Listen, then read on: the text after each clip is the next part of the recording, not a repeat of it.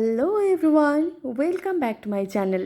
নতুন আরেকটি পর্বে আপনাদের অনেক অনেক ওয়েলকাম।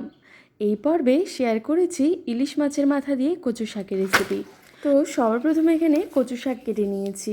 কচু শাকগুলোকে একটা সুতি কাপড়ের মাধ্যমে খুব ভালো করে মুছে নিয়েছি। এইবার এই শাকগুলোকে বেছে নিচ্ছি।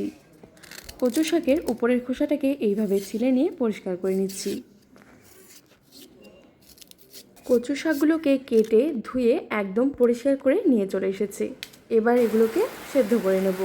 কড়াইয়ের মধ্যে জল বসিয়ে দিয়েছি। জলটা হালকা একটু গরম হলেই এবার কচু শাকগুলোকে দিয়ে দিচ্ছি সামান্য একটু লবণ এবং হলুদ গুঁড়ো। এবার বেশ খানিকক্ষণ চাপা দিয়ে কচু শাকগুলোকে সেদ্ধ করে নিচ্ছি।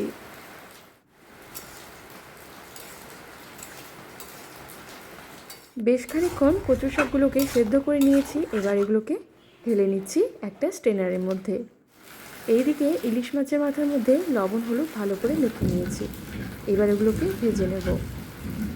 কড়াইয়ের মধ্যে তেল দিয়ে দিচ্ছি। তেলটা ভালো করে গরম হয়ে আসলে এবার মাথাগুলো দিয়ে ভেজে নিচ্ছি। উল্টে পাল্টে ইলিশ মাছের মাথাগুলোকে ভেজে নিয়েছি। এবার তুলে নিচ্ছি। ওই কড়াইয়ে দিয়ে দিচ্ছি ফোড়নে কালো জিরে, শুকনো লঙ্কা, তেজপাতা, থেতো করা রয়েছে ঝালের জন্য কাঁচা লঙ্কা দিয়ে খুব ভালো করে এবার ফোড়নটাকে নাড়াচাড়া করে নিচ্ছি।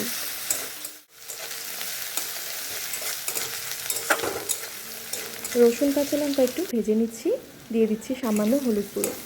রসুনের কাঁচা গন্ধ চলে গেলেই এবার দিয়ে দিচ্ছি সেদ্ধ করা কচুর শাক।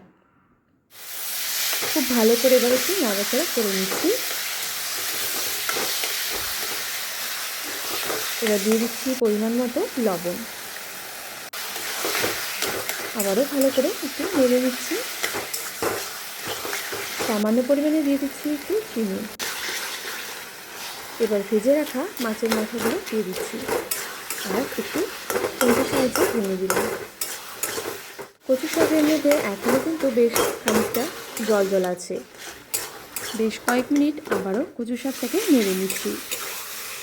আগের থেকে অনেকটা শুকনো হয়ে এসেছে। এবার এই কচু শাকটাকে নামিয়ে নিচ্ছি। একদম খুব সহজেই তৈরি হয়ে গেল ইলিশ মাছের মাথা দিয়ে কচু শাকের রেসিপি। দুর্দান্ত টেস্টি এই রেসিপি একবার আপনারাও এইভাবে বানিয়ে খেয়ে দেখবেন। আশা করি আপনাদের কাছেও ভীষণ ভালো লাগবে। আপনারা চাইলে মাছের মাথা ছাড়াও কিন্তু এই কচু শাকটা এইভাবে রান্না করতে পারেন। আর গরম ভাতে এটি একবার পরিবেশন করে খেয়ে দেখুন, ভীষণ ভালো লাগবে। তো আশা করব আমার আজকের এই ছোট্ট পর্বটি আপনাদের ভালো লেগেছে। ভালো লেগে থাকলে অবশ্যই এইভাবে আপনারাও ঘরে তৈরি করুন। ধন্যবাদ।